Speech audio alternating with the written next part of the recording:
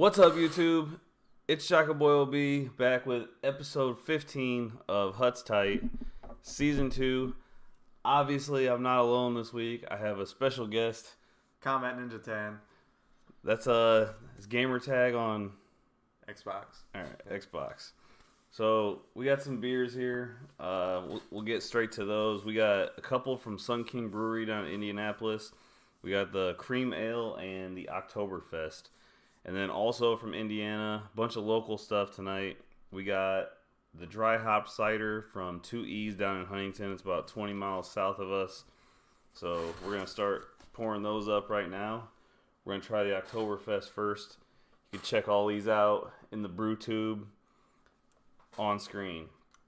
So Combat Ninja, you guys might have seen him. He's in some of the Fortnite videos with me. He's actually my younger brother. Kind of a beast at Fortnite. Just kidding. All of us are pretty terrible. But we got a couple wins on there. So, obviously Fortnite's a newer game. So what's your gaming background? Like, what kind of games you usually play? What's your favorite? Favorite game overall, Skyrim. It's been the best game ever for like 12 years. I typically don't play any sports games. Mostly stay in like RPGs or shooters or something. You know, Mass Effect, like awesome trilogy. That's pretty much it. So pretty much last good sports game I played was like Tiger Woods 2012. So I was pretty good at that. I do remember you in slow motion trying to get the rotation going. You can land on like one side of the green and like spin it all the way around. The English going. It is a lot. All right. All right. So have you always been an Xbox dude, or? Yeah. Well, I mean, we had PlayStation 2, but pretty much ever since online gaming, it's been Xbox. That's good, dude. Damn, that's good. I actually thought that's delicious. Yeah. I thought that's the Oktoberfest. Oktoberfest. Just because the German style lager made me feel like it was going to be like a little darker, a little heavier, but this is really like it's like a brown ale. Yeah. That's good. Yeah, I'm drinking one of those after the episode. That's a good one. So first year on NHL for Combat Ninja. He kind of got the game because, me and Slow Motion, we're all brothers. All three of us are brothers. So this is his first year playing it. Like he said, he's not a sports guy. So how do you feel about the game? Like, is it fun to you? Do you like it? It's fun. It's hard to actually play online because every time I do, I seem like I get blown out of the water. I've been kind of just playing the computer, trying to actually like get the mechanics of the game down. Right. So like you even told me going in, I'm gonna have a huge skill gap to kind of. Yeah.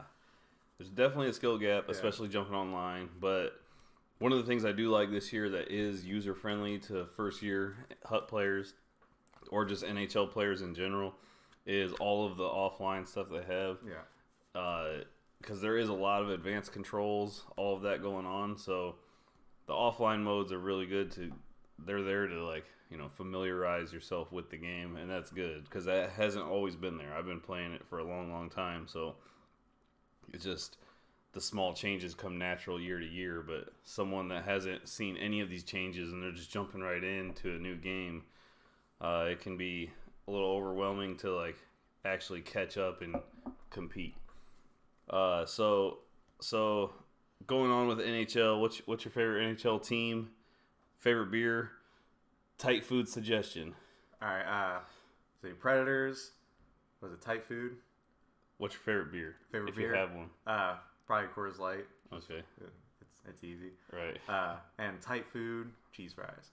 Cheese fries. Yeah. Just cheese fries? Bacon, ranch? Yeah, cheese fries. So loaded. You got to have the bacon on there, obviously. Right. Some onion.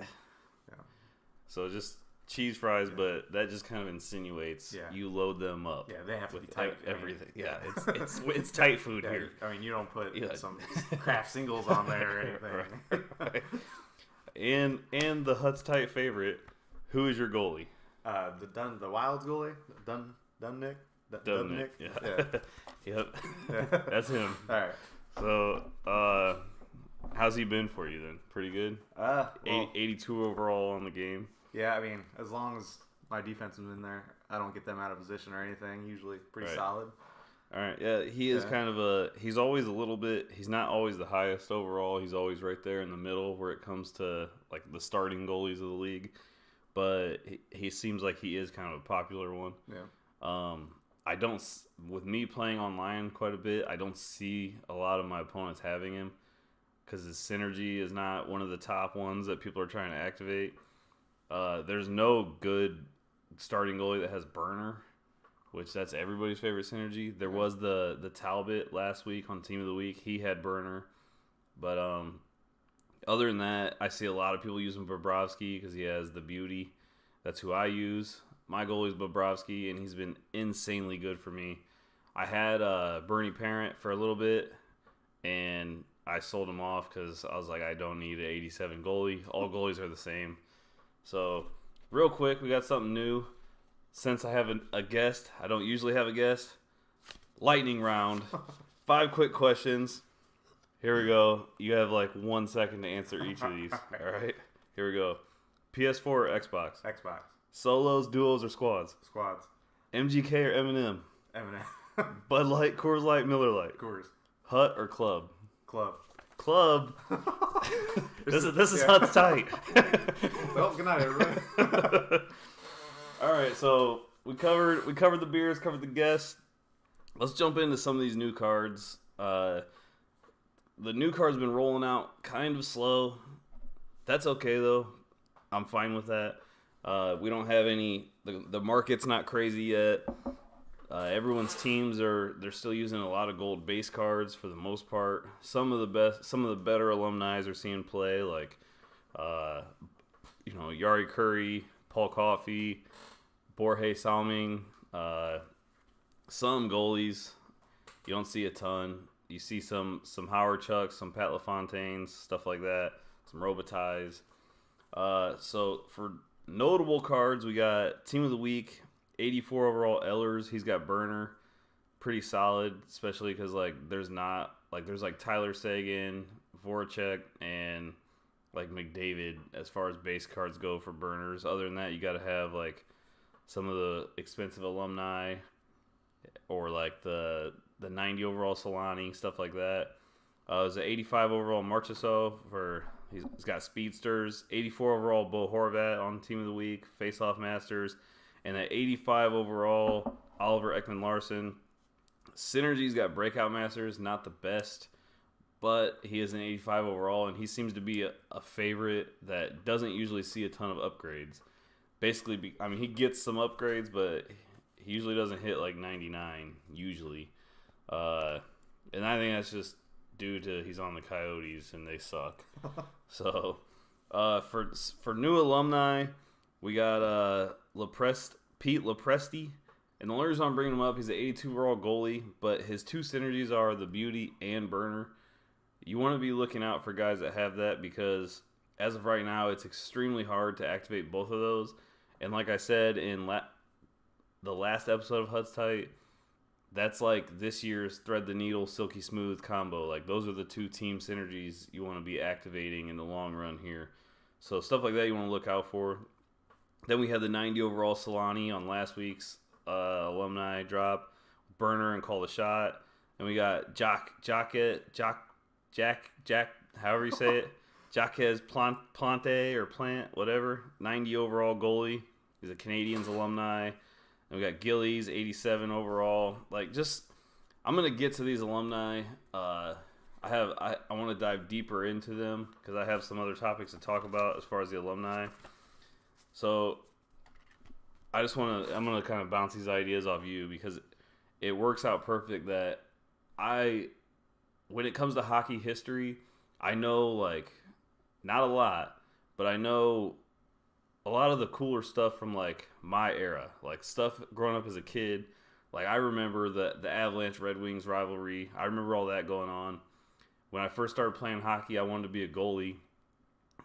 So I was really watching Patrick Waugh, really watching Brodeur. That's the kind of stuff I paid attention to as a kid. Growing up, the Mighty Duck movies were huge, right? So when the Ducks became a real team, it was like cool, tight, Paul Kariya, Teemu Selanne. Like, yeah, I know them from a kid. Even though I didn't like follow hockey, I like played all the games. Like, I remember I got a 64 for Christmas one year, and I opened my game. My dad bought me Wayne Gretzky 3D hockey, and I thought it was so tight. Even though we tried to tell Dad, if you're gonna buy us a console, buy us the screw on thing, because we didn't have any TVs with audio video, so I couldn't even play it on Christmas. But you get what I'm saying. So that's like, I know some hockey history, but some of these alumni are like 100 years old and 80 years old now. You know what I'm saying? Yeah, so they got like the black and white pictures. right. On it. Yeah. So it's like, unless he's like from your team, or you were just an absolute hockey head. We're getting behind here. Let's kill these one. Get on to the second one. Or you're just an absolute hockey head. 2E's dried hop cider. But I just want to almost Google some of these people. Just Right. like, how tight were they? That's back in like the right. 30s or whenever. That's kind of what I've been doing. Yeah. When I pulled my first Borhe. Oh my god! When I pulled my first Borhe, I actually poured that down my leg. Is what I did. When I got my first Borhe, I looked him up because I was just curious. It's like I wanted to know something about him before I even put him on my team, and he's actually one of my favorite defensemen on my squad. But I got more than you. But it's it's just like when it comes to stuff like that, you either like already know about these guys because they play for your favorite team, or you probably have no idea who some of them are.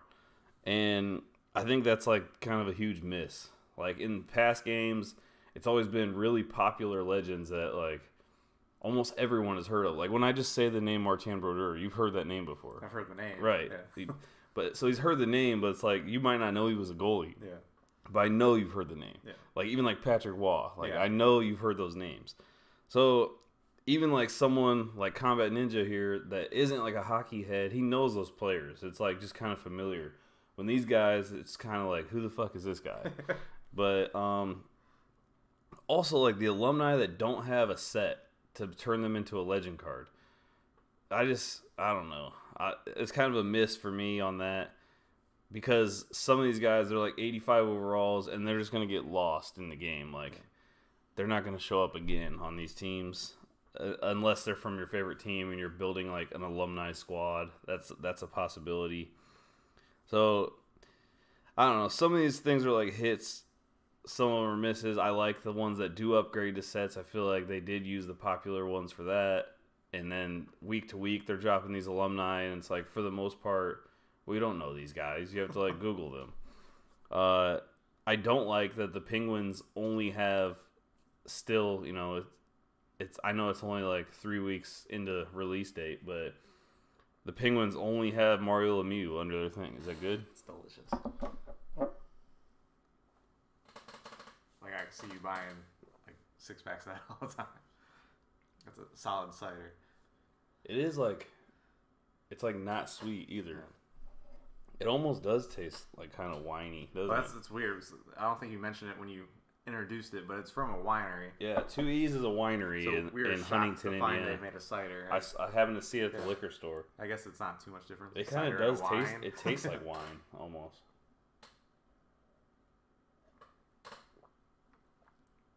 Because it's a cider, like but carbonated wine. Yeah, it's like not. It's not really like sweet. Yeah. I don't know. It's kind of weird. It's good.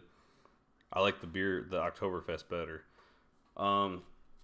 Because the Penguins have guys like, I know Paul Coffey played for the Penguins, and Larry Murphy's on every game. So is Gonchar, which they're on the Legends list this year. But like Ulf Samuelsson, he was on the Stanley Cup winning teams in '91 and '92. Ron Francis, even like Yager. Like I want a Yager card again. I don't care that he was the 99. Like I want him on the game. He's tight. I like having him every year. I don't care. And there's no Yager. He's not even on the list this year. So I don't know. Hits and misses. I guess we'll see. Next up, I really want to touch on the Legend Pack. A lot of fuss about it. I think it's cool. So quick question for Combat here. NHL cost $60 to buy. Yep. That legend pack, if you wanted to buy it with money, was $90. How do you? What's your first reaction to that? That's rough. I mean, like when I first got the game, I bought the Gold Plus pack, or I paid maybe like another $40. I got like a Gold Plus pack, and then just a couple other like golds, then like silver, then like 2 bronze. Right. And that's basically still my team. Right. And like I did okay from that, but I mean $90. That's for one pack. Yeah, and that's only one legend and like a gold rare. Well, it's 4 cards total, cards. but one's a guaranteed legend out of 5. Yeah, $90. That's robbery. The other. I don't like that there was a $90 option. I feel like this pack should have just been like $500K. Fine, if you grind it up to $500K, that makes it more like pay to win in my eyes. Well, there's a huge argument with pay to win because I don't agree with pay to win because still need skill. Like you could literally buy a whole team and have the best cards out right now, and I would kick your ass. Like I guarantee it. Yeah, so like. Pay to win? No. Pay to have a very impressive, tight-looking team? Yeah. You could do that all you want. But I feel like just, like, if they made the pack just $500K and that was the only way to get it, I think that's fine. Because, like, you played hard or worked the market hard, earned those coins. But $90, like, that was, I think, the biggest argument. Like, I saw people I was watching some streamers, and I saw people in their chat talking about, like, seriously, that's like... Have they ever put a pack out that expensive before? No. Like, not even like last year? No, never. The most expensive pack that I've ever seen was like a $30 pack. And it's like, you know, I've bought a few of them in the past to where, and they're not even like... That's the thing, though, you got to think about. This is a guaranteed card. They've never had a pack that had a guaranteed card. Like, I want to say it was 16 or 15. Towards the end of the year, they had a pack come out that had a guaranteed inform card, which is basically like an insert, like one of the special cards. And still, you could get a garbage one. And you know what I mean? Yeah. Like, it was a guaranteed inform card from, like, throughout HUT that year. You could get a terrible one. It might have had an overall cap. Like, it was going to be at least a certain overall. So yeah, the legend pack is $500K. I bought one. It's on my Shaka Boy OB YouTube page. I'm not gonna no spoilers. Go check it out. The pack opening on there. But 5 brand new legends. We knew the pack was coming. He already said, they announced it in the spoilers, or like in the HUT deep dive. They said that there's gonna be a legend pack. They're gonna be limited amount of time, and they're gonna be expensive. They flat out said that. So we got a 94 overall Solani, a 93 Leach, 91 Sittler, 93 Ted Lindsay, and a 92 Adam Oates. If you look at Solani's the popular one because everyone's been asking for Solani card for years. He's back this year. The 90 overall alumni card that came out for him was already crazy. It was going like people were trying to sell it for like 600, 700, 800K, and it's like a 90 overall this early. You know what I mean? This 94 overall Legend Solani card, I saw a bid on it pretty shortly after release for literally $1 million. A bid on it, and I was like, wow. Some of these other ones were like in the 7 to 8, 900, and then kept creeping down. Now all these cards are right around 500K or under on the market, except Solani is still up around $1 million or like 800K to $1 million. This is Xbox market. I think Ted Lindsay has the best synergies out of all of them because, like I said earlier, he has Burner and the Beauty. There's like not hardly any cards in the game that have that. And I also do think that these cards will go up after they're not available in packs. I think right now the price has dipped down because people have spent $500K or $90 on it thinking... Basically, the people that spent $90 on the pack are sitting there thinking, this is one way for me to buy coins, and it's legal. I'm not going to get my account banned or froze. Like, I can buy this pack, get a guaranteed legend and sell them for 500K. So there's a lot of undercutting going on. Once the pack is unavailable, some of these cards will go up. It's probably even worth it just to hoard them for a month. Yeah, like at least until once it's out of packs and like before the next legend pack comes out, I feel like will be your best time to try to sell this card or at least put it on the market at a really high price to try to get some trades. Because you never know, like if you have Solani or even like someone could be like a Boston Bruins fan and they're trying to build that alumni squad and they really want that Adam Oates and they'll send you a good trade that's good for you. You never know. So now that we know what these packs are going to cost, you can expect that when the next one comes out. People were complaining all up and down everywhere about how this is going to ruin the market. It's, blah, blah, blah. I saw it all, basically. I don't think it's that big a deal. I bought my pack with coins.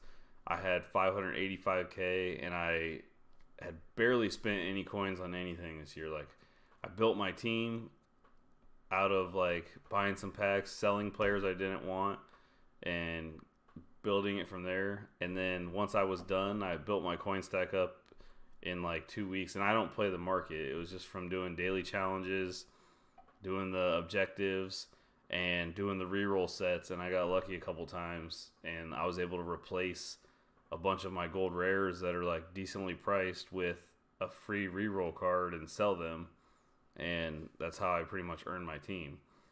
I'm excited for the next legend pack, so bring them on. I don't have a problem with paying 500K for a pack, but not $90. Yeah, not $90.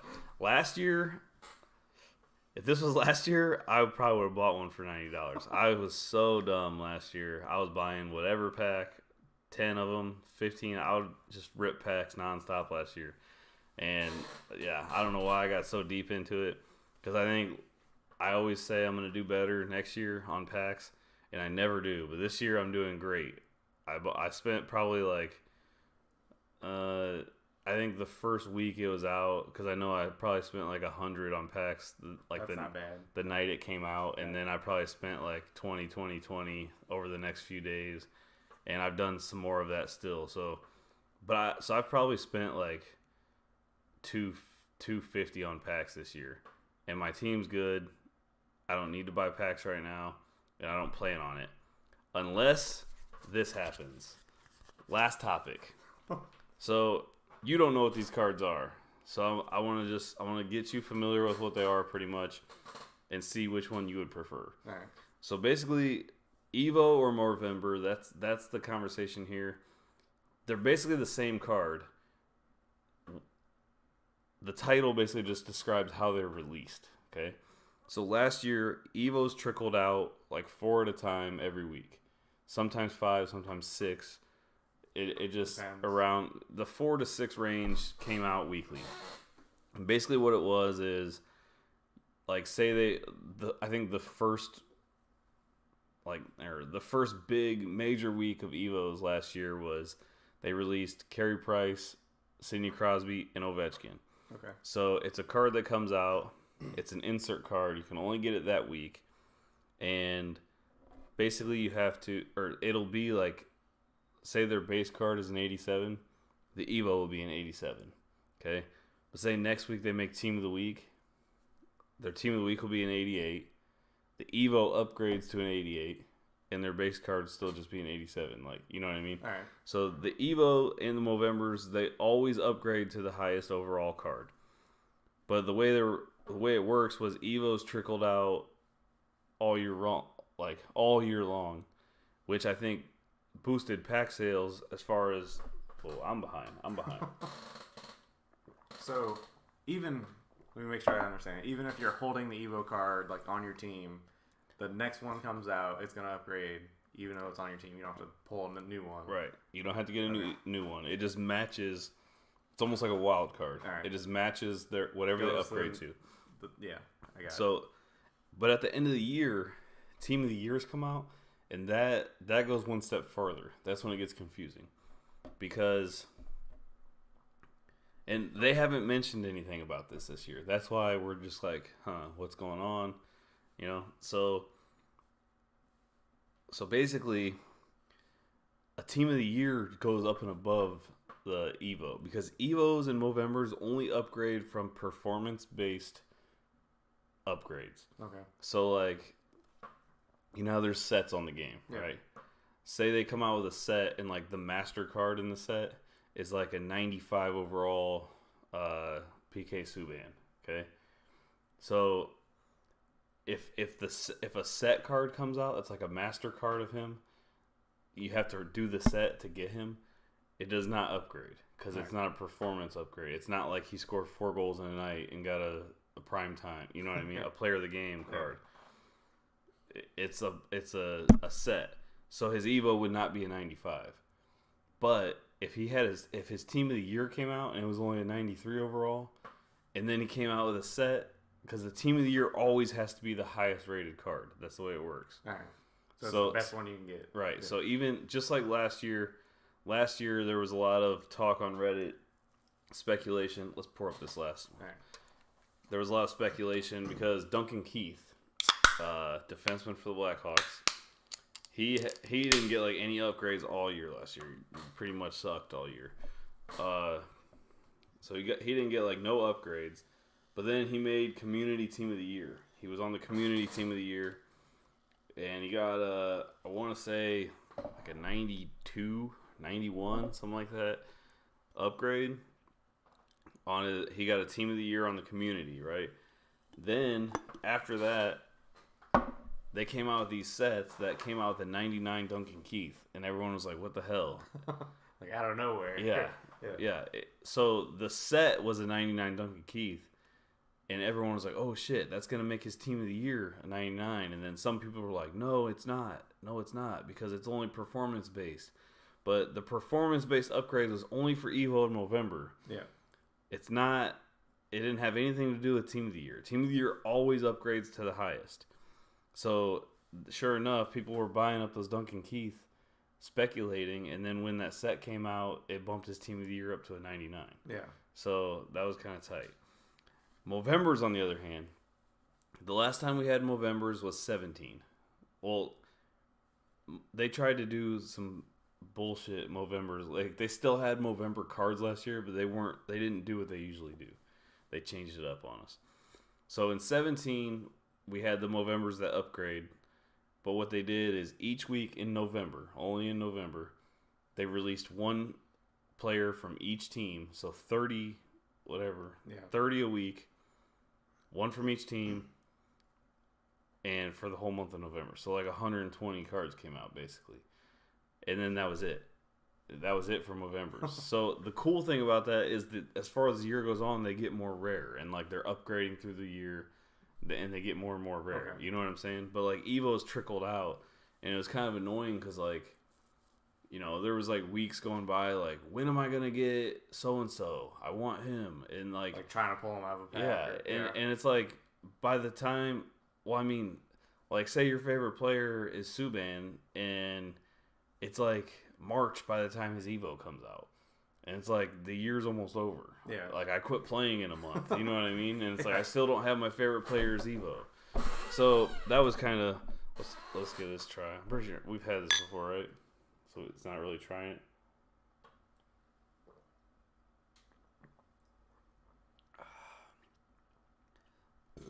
it.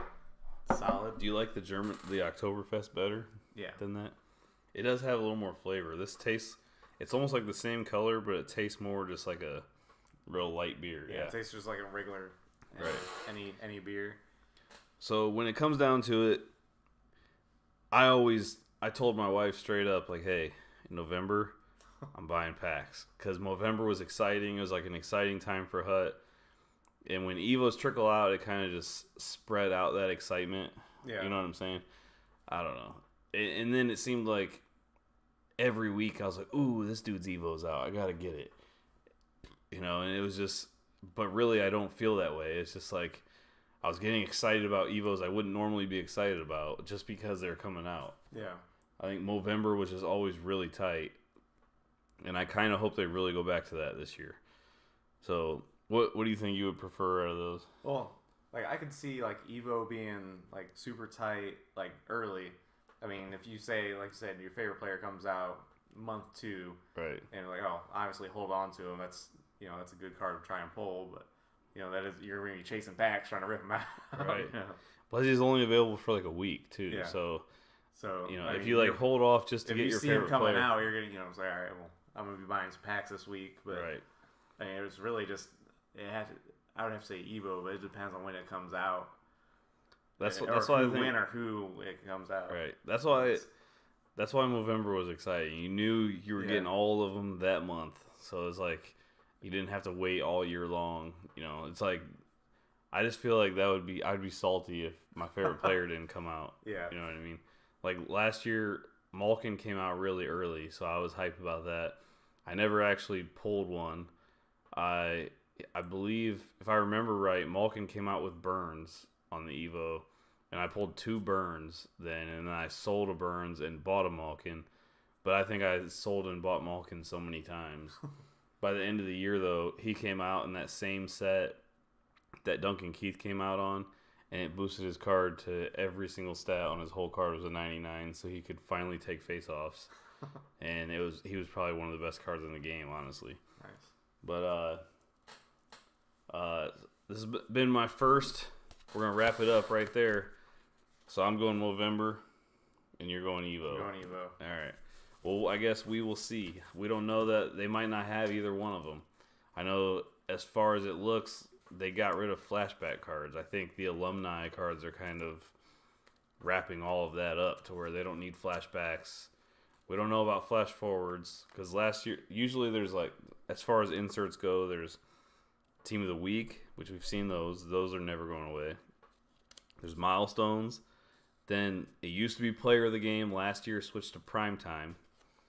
And then then Evo, the Movember Evo cards. And then we had flashback, flash forwards, and Team of the Year. And then like if there's a set that comes out, you might get master set cards. Like you have to just see how that all works. I don't know. It's kind of slow right now. The season hasn't started. We're about a week away from the season starting. So once it starts, we'll start seeing prime times kick off. Hopefully still milestones. Hopefully Evos or Movembers. So I think it's a cool card type to have in the game. So I really hope they don't just completely do away with them. Let's kill these off.